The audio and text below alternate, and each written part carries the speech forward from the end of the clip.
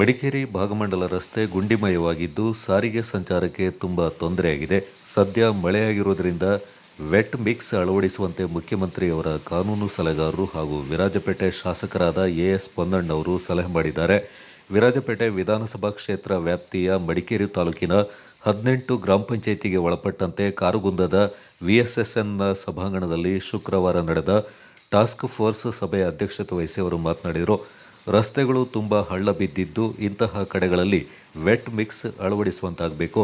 ಮೇ ಕೊನೆಯ ವಾರ ಮತ್ತು ಜೂನ್ ಮಧ್ಯದವರೆಗೆ ಜಿಲ್ಲೆಯಲ್ಲಿ ವಾಡಿಕೆಗಿಂತ ಹೆಚ್ಚಿನ ಮಳೆಯಾಗಿದೆ. ಇದರಿಂದ ಮನೆಹಾನಿ, ವಿದ್ಯುತ್ ಅಡಚಣೆ ಮತ್ತಿತರ ಸಮಸ್ಯೆಗಳು ಉಂಟಾಗಿವೆ. ಮನೆಹಾನಿ ಸಂಬಂಧಪಟ್ಟಂತೆ 24 ಗಂಟೆ ಒಳಗೆ ಪರಿಹಾರ ವಿತರಿಸಬೇಕೆಂದು ನಿರ್ದೇಶನ ನೀಡಿದರು. ಬೆಟ್ಟಗೇರಿ, ಕಾರುಗುಂದ, ಚೇರಂಬಾಣೆ, ತಣ್ಣಿಮಾನಿ ಸೇರಿದಂತೆ ವಿವಿಧ ಕಡೆಗಳಲ್ಲಿ ಮಳೆ ಸಂದರ್ಭದಲ್ಲಿ 5 ದಿನಗಳಾದರೂ ವಿದ್ಯುತ್ ಸಂಪರ್ಕವಿಲ್ಲದೆ ಸಾರ್ವಜನಿಕರು ಪರಿತಪಿಸ್ತಾ ಇದ್ದಾರೆ. ಆದ್ದರಿಂದ ಆಯಾಯ ದಿನಗಳಲ್ಲಿ ವಿದ್ಯುತ್ ಸರಿಪಡಿಸುವ ಕಾರ್ಯವಾಗಬೇಕು. ಯಾವುದೇ ಕಾರಣಕ್ಕೂ ವಿದ್ಯುತ್ ವ್ಯತ್ಯಯ ಉಂಟಾಗದಂತೆ ಸೆಸ್ಕ್ ಇಂಜಿನಿಯರ್ಗಳಿಗೆ ಎಎಸ್ ಪೊನ್ನಣ್ಣ ಅವರು ಸೂಚನೆ ನೀಡಿದರು. ಅರಣ್ಯ ಇಲಾಖೆ ಅಧಿಕಾರಿಗಳು ರಸ್ತೆ ಬದಿಯ ಹಳೆಯ ಮತ್ತು ಬೀಳುವ ಹಂತದ ಮರಗಳನ್ನು ತೆರವುಗೊಳಿಸಬೇಕು. ಸಾರ್ವಜನಿಕರಿಗೆ ತೊಂದರೆಯಾಗದಂತೆ ಗಮನ ಹರಿಸುವುದು ಅತಿ ಮುಖ್ಯವಾಗಿದೆ ಎಂದು ಎಸ್ ಪೊನ್ನಣ್ಣ ಅವರು ಹೇಳಿದರು. ಅಂಗನವಾಡಿ, ಶಾಲಾ ಕಾಲೇಜುಗಳ ಕಟ್ಟಡಗಳು ಸುಸ್ಥಿತಿ ಬಗ್ಗೆ ಗಂಭೀರವಾಗಿ ಪರಿಗಣಿಸಬೇಕು.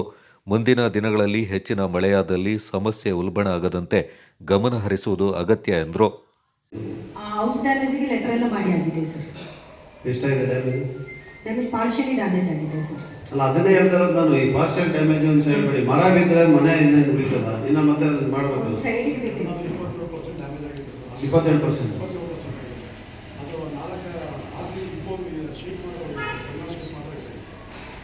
ನನಗೆ ಗೊತ್ತಿಲ್ಲ. ಆದರೆ ಈ ಪಾರ್ಷಿಯಲ್ ಡ್ಯಾಮೇಜ್ ಅನ್ನೋದು ಇದೆಯಲ್ಲ, ಕಾನ್ಸೆಪ್ಟೇ ಇಲ್ಲ. ಮನೆ ಹೋದ್ರೆ ಮನೆ ಏನೋ ತಲೆ ಕಾಂಪೌಂಡ್ ವಾಲ್ ಅಂತದ್ದು ಏನಾದ್ರು ಬಿದ್ದೋದ್ರೆ ಪರವಾಗಿಲ್ಲ. ಮನೆ ಮೇಲೆ ಮರ ಬಿದ್ದ ಮೇಲೆ ಮತ್ತೆ ಎಲ್ಲ ಕಟ್ಟಬೇಕಲ್ಲ. ಬರೀ ಅಷ್ಟಕ್ಕೆ ಹಾಕೊಡಕ್ಕಾಗುತ್ತಾ? ಗೋಡೆ ಎಲ್ಲ ಮಣ್ಣಿಂದ ಗೋಡೆ ಇರ್ತದೆ. ಆಮೇಲೆ ಇದು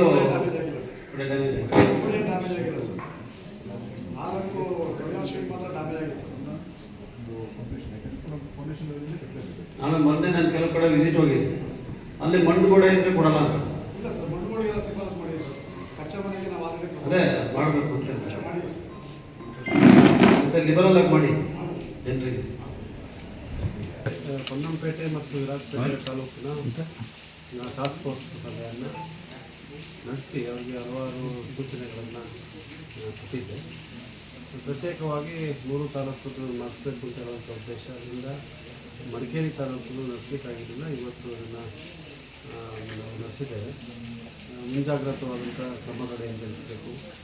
ಯಾವ ಪ್ರದೇಶ ಹೆಚ್ಚು ಹಾನಿಗೆ ಒಳಗಾಗುವಂಥ ಸಂಭಾವನೆ ಇದೆ ಅದನ್ನು ಗುರುತಿಸಿ ಅಲ್ಲಿ ಮಳೆಗೆ ಹಾನಿಯಾಗುವಾಗ ಯಾವ ಪ್ರಾಣಿಗೂ ಕೂಡ ಜೀವಕ್ಕೂ ಕೂಡ ತೊಂದರೆ ಆಗಬಾರ್ದು, ಅಪಾಯ ಆಗಬಾರ್ದು, ಆ ರೀತಿಯಾದಂಥ ಕ್ರಮಗಳು ಜರುಗಿಸಬೇಕು. ಅರಣ್ಯ ಇಲಾಖೆಯವರು ಮರ ಕಡಿಯುವಂಥ ಕ್ರಮಕ್ಕೆ ಮುಂದಾಗಬೇಕು. ವಿದ್ಯುತ್ ಶಕ್ತಿ ಸಂಪರ್ಕವನ್ನು ಕಲ್ಪಿಸೋದಕ್ಕೆ ಏನು ಕ್ರಮ ಜರುಗಿಸ್ಕೊಂಡಿದ್ದಾರೆ. ಕುಡಿಯೋ ನೀರಿನ ಸಮಸ್ಯೆ ಮಳೆಯಾದರೂ ಕೂಡ ಕುಡಿಯೋ ನೀರಿನ ಸಮಸ್ಯೆ ಇರ್ತದೆ, ಅದನ್ನು ಬಗೆಹರಿಸಬೇಕು.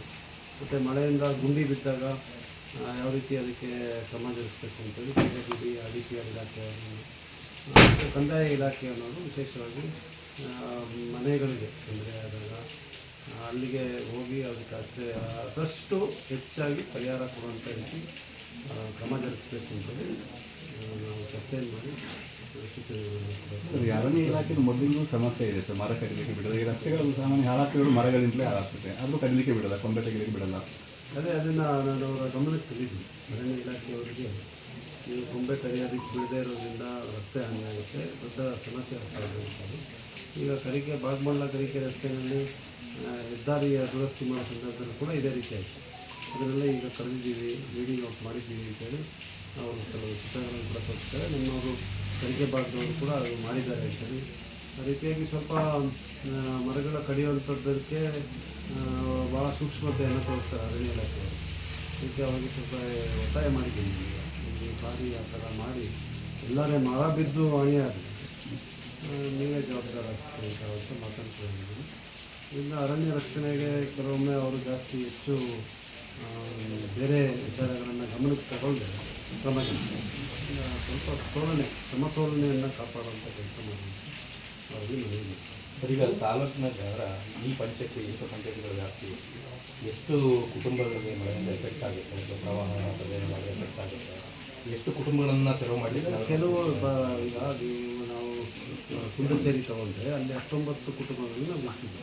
ಹಾಗೆ ಬೇರೆ ಬೇರೆ ಗ್ರಾಮ ಪಂಚಾಯತಿಗಳಲ್ಲಿ ಉಳಿಸುವಂಥ ಕೆಲಸವನ್ನು ಮಾಡಿದ್ದಾರೆ. ಕೆಲವು ಭಾಗದಲ್ಲಿ ನಮಗೆ ಕಾಳಜಿ ಕೇಂದ್ರವನ್ನು ತೆರೆಯುವಂಥ ಅವಶ್ಯಕತೆ ಇದೆ.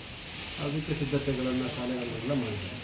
ಕೆಲವರಲ್ಲಿ ಒಂದೆರಡು ಮನೆ ಇರೋ ಕಡೆ ಅವರ ನೆಂಟರು ಅಥವಾ ಸ್ನೇಹಿತರ ಮನೆಗೆ ಹೋಗಿರೋದಕ್ಕೆ ಈಗಾಗಲೇ ನಾವು ಸೂಚನೆಯನ್ನು ಕೊಟ್ಟಿದ್ದೀವಿ. ಬಹುಶಃ ಮಡಿಕೇರಿ ತಾಲೂಕಿನ ವಿರಾಜಪೇಟೆ ವಿಧಾನಸಭಾ ಕ್ಷೇತ್ರಕ್ಕೆ ಸೇರುವಂಥ 18 ಪಂಚಾಯತಿಗಳು.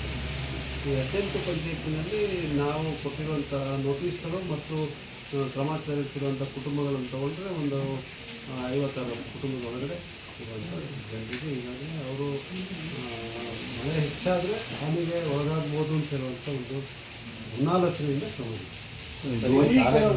ದೋಣಿ ಕಡೋದು ಪ್ರತಿ ವರ್ಷವೂ ಕೂಡ ಇದೇ ಸಮಸ್ಯೆ ಆಗ್ತದೆ. ತಾವು ಕೂಡ ಕಲಬುರಗಿ ಕೂಡ ಹೋಗಿದ್ದು ಅಲ್ಲಿವರೆಗೆ ಏನು ಸರ್ ಶಾಶ್ವತವಾಗಿ ಈಗ ಅವರಿಗೆ ಪರ್ಯಾಯವಾದಂಥ ರಸ್ತೆಯನ್ನು ಕಂಡುಹಿಡಿದಿದ್ವಿ. ಆ ರಸ್ತೆಯಲ್ಲಿ ಕೆಲವು ಭಾಗದಲ್ಲಿ ಕೆಲಸ ಕೂಡ ಆಗಿದೆ, ಆದರೆ ಪೂರ್ಣಗೊಂಡಿಲ್ಲ. ಅದು ಈ ಮಳೆಯಲ್ಲಿ ಸ್ವಲ್ಪ ಅವರಿಗೆ ಆ ರಸ್ತೆಯಲ್ಲೇ ಓಡಾಡಲಿಕ್ಕೆ ಸ್ವಲ್ಪ ಸಮಸ್ಯೆ ಇದೆ, ಇಲ್ಲ ಅಂತ ಹೇಳೋದಿಲ್ಲ. ಅದನ್ನು ಬರುವ ಮುಂಗಾರಿಗಿಂತ ಮೊದಲು ಅದು ಪರಿಹಾರ ಕೊಡುವಂಥ ಕೆಲಸವನ್ನು ಮಾಡಿ. ಸರ್, ಅದು ಪ್ರಮುಖವಾಗಿ ಅನಿಸ್ತದೆ ಮಳೆ ಬಂದಾಗ ಮಾತ್ರ ಸಮಸ್ಯೆ ಆಗುವಂಥದ್ದು. ಬೇರೆ ರಸ್ತೆ ಇದ್ದರೂ ಅಲ್ಲೇ ಬರ್ತಾ ಇದ್ದಾರೆ ಅವರು, ಹೇಗೆ ಅಂತ ಹೇಳುವಂಥ ಅಲ್ಲ, ಈಗ ನದಿಯಲ್ಲಿ ನೀರು ಹೆಚ್ಚಾಗೋದನ್ನು ನಾವು ತಡೆಯೋದಕ್ಕಾಗಲ್ಲ. ಪರ್ಯಾಯವಾದಂಥ ರಸ್ತೆ ಇದೆ, ರಸ್ತೆನೇ ಇಲ್ಲ ಅಂತ ಹೇಳೋಕ್ಕಾಗಲ್ಲ. ಆದರೆ ಅವ್ರಿಗೆ ಭಾಳ ಸುಲಭವಾಗಿ ಈಗ ಮಳೆ ಕಮ್ಮಿ ಆಗಿದೆ, ಅದೇ ಭಾಗದಿಂದ ಬಂದ್ಬಿಡ್ತಾರೆ ನಿಂತ್ಕೊಂಡು. ಅದಕ್ಕೆ ಅವ್ರಿಗೆ ಸ್ವಲ್ಪ ನಾವು ಮನವರಿಕೆಯನ್ನು ಮಾಡಿಕೊಡ್ಬೇಕು, ಅರಿವಿಕೆಯನ್ನು ಮೂಡಿಸ್ಬೇಕು. ಅವ್ರಿಗೆ ಈ ಪರ್ಯಾಯವಾದಂಥ ರಸ್ತೆಯನ್ನು ಬಳಸಿ ಅಂತೇಳಿ ಕೂಡ ಅವರಲ್ಲಿ